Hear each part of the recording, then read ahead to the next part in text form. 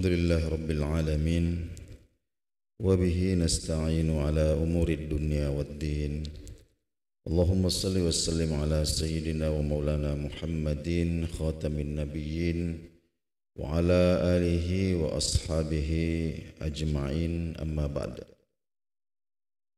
Alhamdulillah, kembali subuh hari ini Bapak Ibu, mari kita memperbaharui kembali syukur kita kehadirat Allah Subhanahu wa taala. Kita subuh hari ini kembali disempatkan untuk sejenak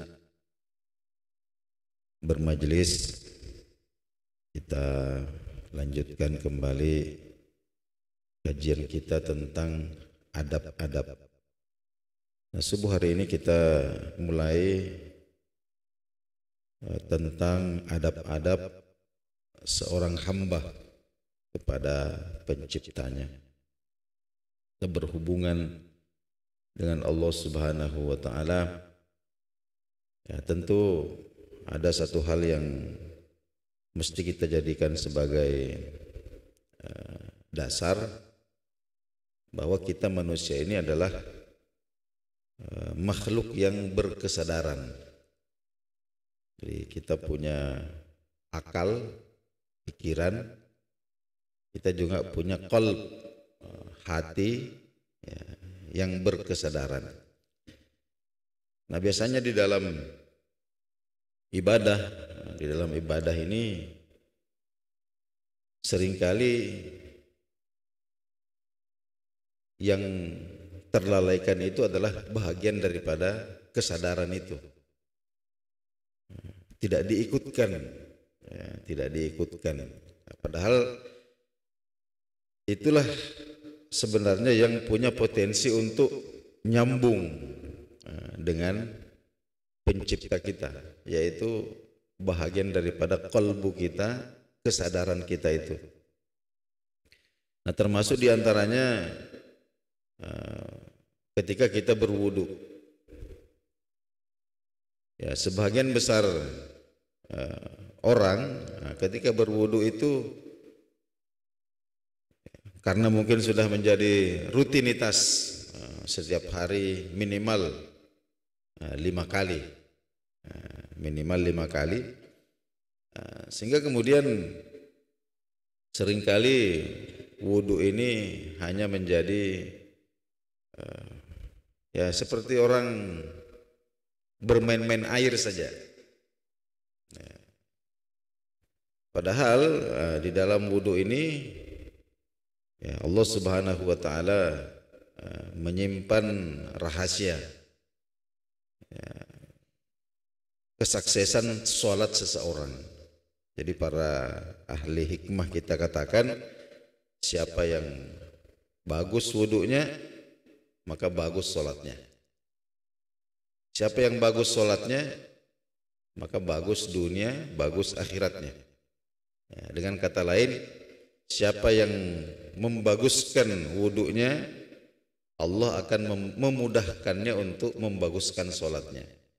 Nah, siapa yang bagus sholatnya, maka Allah akan berikan kepadanya kebaikan dunia, kebaikan akhirat. Oleh karena itu, ketika kita berwudu, ini bukan hanya masalah sah atau tidak, ya, tapi kita harus usahakan untuk menaikkan levelnya wudu kita itu kepada apa yang disebut dengan isbagul wudu, kesempurnaan berwudu, tentu dengan memperhatikan adab-adabnya itu. Tapi sebelum adab itu tadi ada kesadaran yang mesti kita bangun, bahwa wudu itu adalah tathhirul a'dha az-zahirah. Ya, jadi mensucikan atau membersihkan anggota-anggota tubuh yang zahir, yang tampak mata ini, yang zahir, dibersihkan bil ma'i dengan air. Apa fungsinya? Tamhidan, sebagai pengantar. tamhidan sebagai pengantar liddukhuli fis sholati, untuk memasuki sholat. Ini pengantarnya. Wasti'dadan, dan sebagai persiapan limunajatillahi ta'ala, untuk bermunajah. Bermunajah ini maknanya bercakap-cakap dengan Rabb kita, dengan Allah Subhanahu wa ta'ala. Kemudian wa alamatan, dan juga menjadi simbol ala tathhiril jawarihi minal khotoya waz zunubi, menjadi simbol mensucikan anggota tubuh ini dari kesalahan-kesalahan dan dosa. Wa tanziful qalbi, serta bukan sekedar yang fisik-fisik ini saja yang dibersihkan, bahkan wa tanziful qalbi. Jadi wudu ini termasuk usaha untuk mensucikan hati. Itu tadi kesadaran kita itu, mensucikan hati, mimma yushgilu anillahi ta'ala, dari semua yang melalaikan seorang hamba dari Allah Subhanahu wa ta'ala. Wala ahadul ulama, salah seorang ulama kita memberikan nasihat, i'lam, ketahuilah, annaka, bahwa sesungguhnya engkau, idza tawadda'ta, ketika engkau berwudu, fa innaka satazuru rabbaka azza wa jalla, maka sesungguhnya yang terjadi itu adalah engkau sedang bersiap-siap untuk mengunjungi Tuhanmu. Ketika kita berwudu, maka sebenarnya yang terjadi adalah kita sedang bersiap-siap untuk mengunjungi Rabb kita, pencipta kita. Ini namanya kita membangun kesadaran. Fa'alaika an tatuba ilaihi. Oleh karena itu sebelumnya engkau harus membersihkan terlebih dahulu. Tatuba ini maknanya secara bahasa itu adalah membersihkan. Membersihkan pikiranmu, membersihkan hatimu, membersihkan anggota tubuhmu. Oleh karena itu, li'annahu ja'alal ghusla bil ma'i muqaddimatan lil ghusli minaz dzunub. Karena itulah Allah Subhanahu wa ta'ala menjadikan basuhan air itu sebagai pengantar untuk membersihkan anggota-anggota tubuh dari dosa-dosa. Jadi kalau kita menyempurnakan basuhan yang zahir ini, maka Allah Subhanahu wa ta'ala akan membersihkan yang batin ini dari kesalahan-kesalahan. Kalau kita sempurnakan. Jadi fa idza tamadmatta, ketika engkau berkumur-kumur, ketika kita berkumur-kumur, jadi meskipun ini kalau dalam fikih ini hukumnya sunnah. Kalau dalam fikih hukumnya sunnah, maksudnya sunnah itu sifatnya opsional. Kita punya pilihan, kita mau lakukan silahkan, tidak ya tidak. Tidak mempengaruhi keabsahan istilahnya. Tapi sebagaimana yang kita singgung di awal tadi, hendaklah kita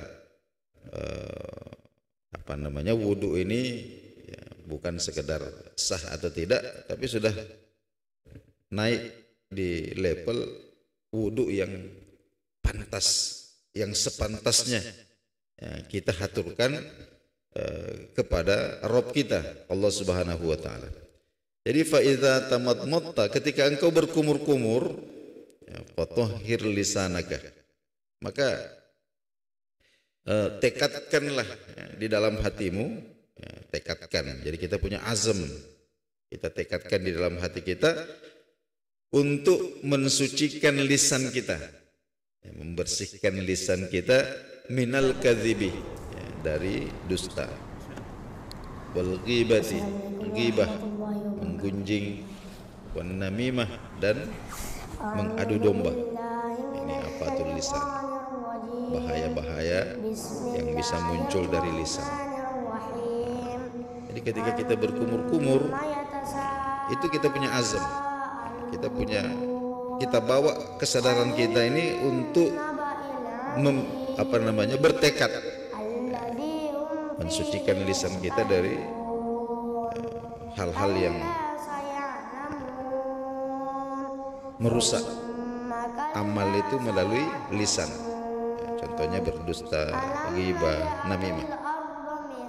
Kenapa demikian? Fa innama khalaqa lisanaka, karena sesungguhnya Allah Subhanahu wa taala menciptakan lidahmu itu, menciptakan lisanmu itu lidzikrihi ta'ala.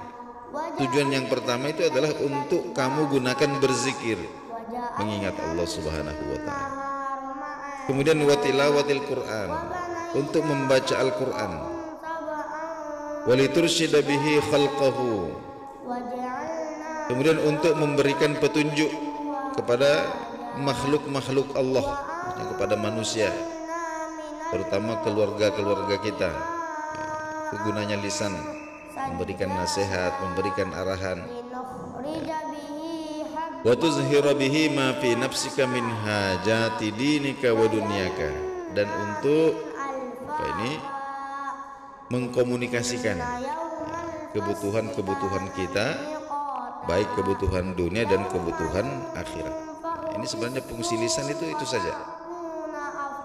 Jadi lidah ini yang pertama untuk zikir, kedua membaca Quran, kemudian memberikan nasihat. Kemudian bagaimana kita mengkomunikasikan kebutuhan-kebutuhan kita, baik dunia maupun akhirat. Nah, fa iza sta'maltahu fi ghairi ma khuliqa lahu, maka ketika seseorang menggunakan lisannya, menggunakan lidahnya bukan untuk tujuan penciptaannya, maka itu namanya faqad kafarta nikmatallahi fihi. Itu namanya kita mengkufuri nikmat Allah. Jadi fa inna jawarihaka nikmah. Jadi sesungguhnya anggota-anggota tubuh kita ini adalah nikmat Allah Subhanahu wa taala. Wal isti'anatu bin ni'am, sehingga menggunakan nikmat alal ma'asi, untuk bermaksiat kepada yang memberikan nikmat, nah itu ghayatul kufrani, itu adalah puncak kufur. Itu kufur nikmat, puncak kufur nikmat. Ketika seseorang hamba menggunakan nikmat-nikmat Allah Subhanahu wa taala justru untuk bermaksiat kepada yang memberikan nikmat. Kemudian faizas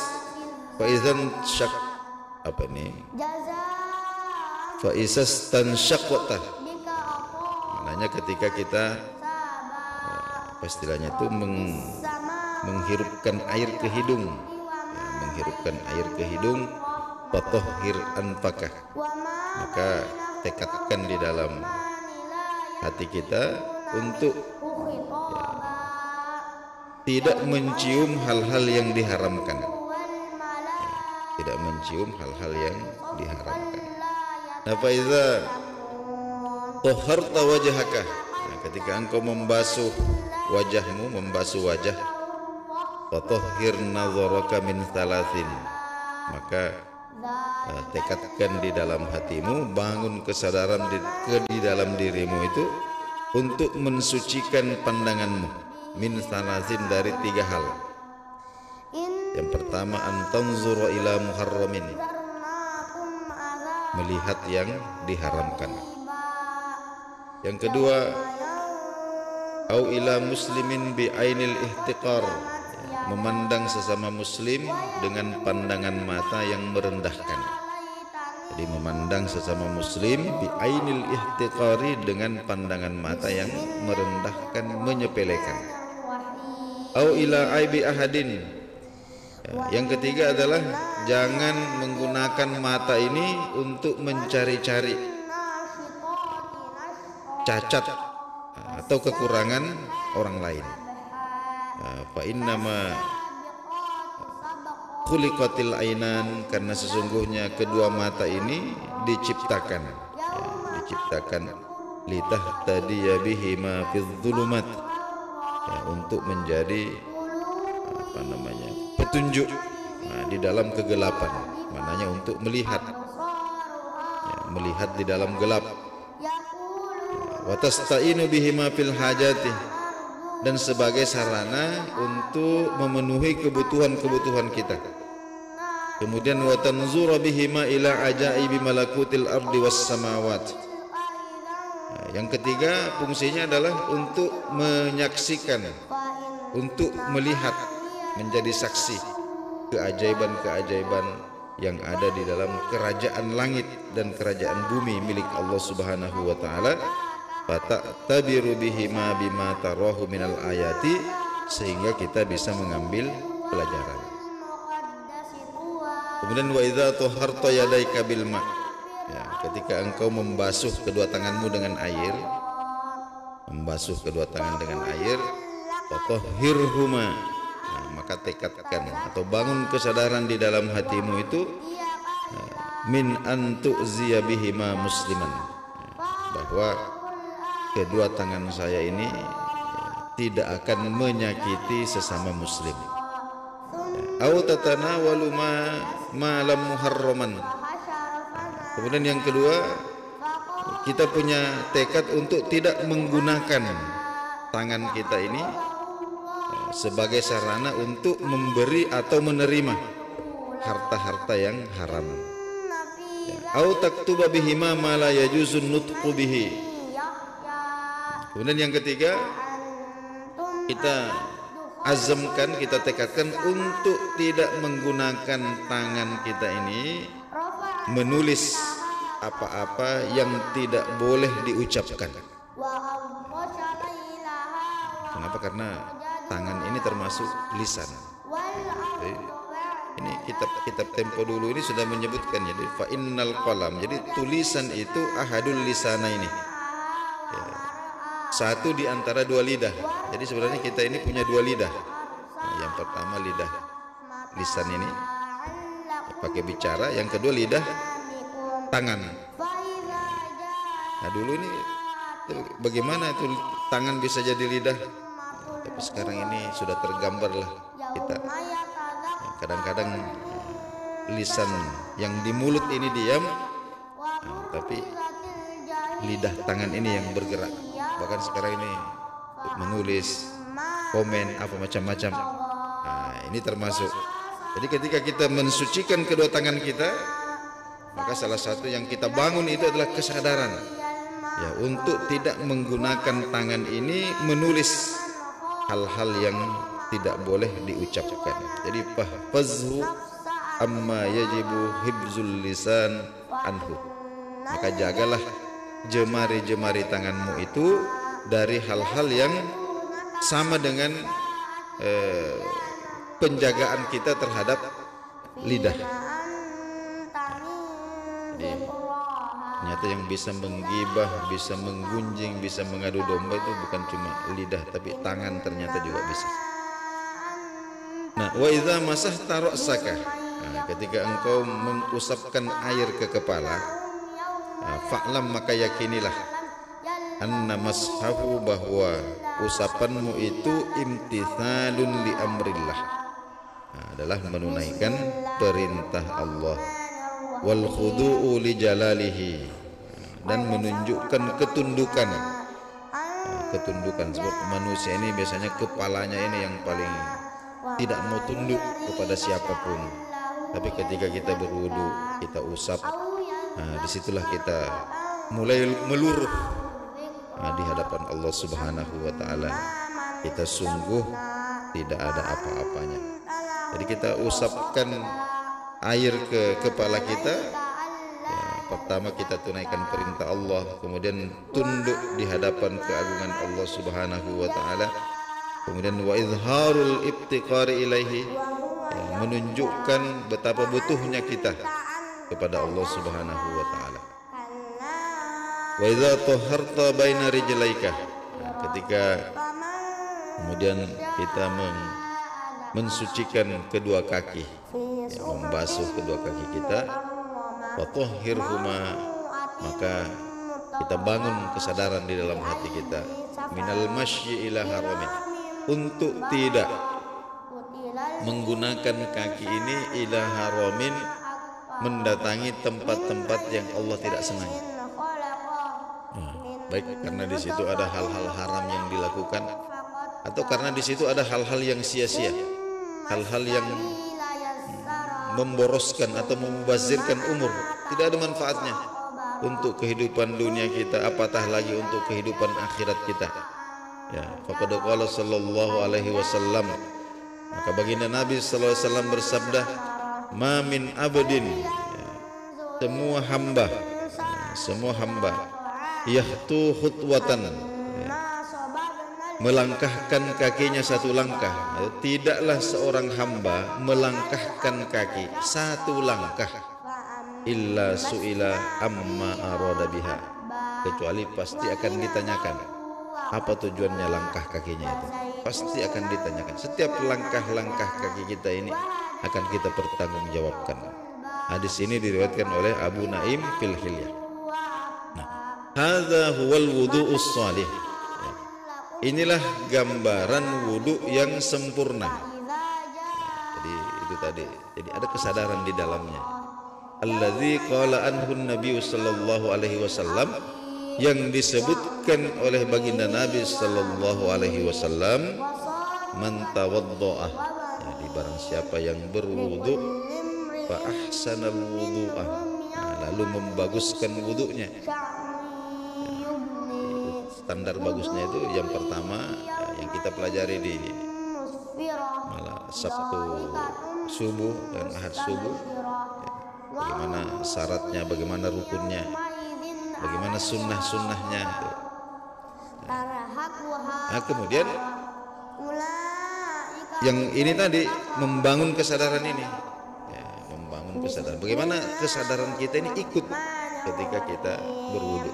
Nah, jika wudu seperti itu, jadi kharajat khotoyahu. Jadi barang siapa yang berwudu lalu kemudian menyempurnakan wudunya, membaguskan wudunya, kharajat khotoyahu min jasadihi, maka dosa-dosanya ini akan seiring dengan menetesnya air dari bahagian-bahagian anggota wudu yang dibasuh itu, maka menetes jugalah dosa-dosanya dari jasadnya, ya, hatta takhruja min azfarih, ya, bahkan dari bawah kukunya, ya, menetes dari bawah kuku.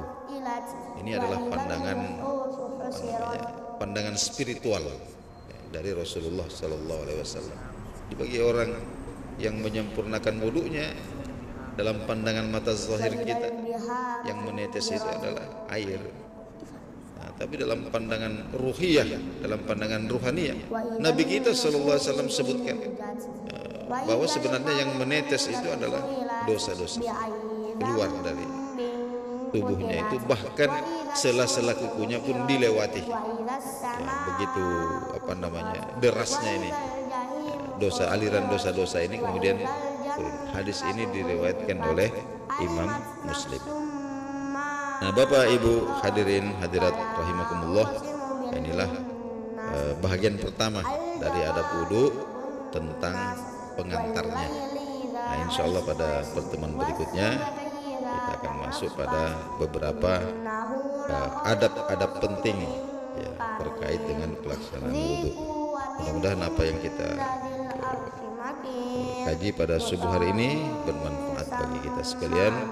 Kita tutup majelis kita dengan beristighfar kepada Allah Subhanahu wa taala.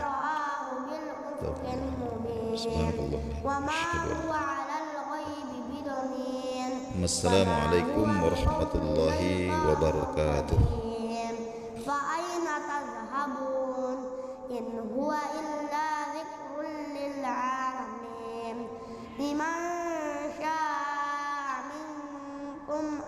يستقيم وما تشاءون إلا أن يشاء الله رب العالمين. بسم الله الرحمن الرحيم. إذا السماء انفطرت وإذا الكواكب انتثرت وإذا البحار فجرت وإذا القبور بعثرت علمت نفس ما قدمت وأخرت يا أيها الإنسان ما غرك بربك الكريم الذي خلقك فسواك فعدلك في أي صورة ما شاء ركبك كلا بل تكذبون بالدين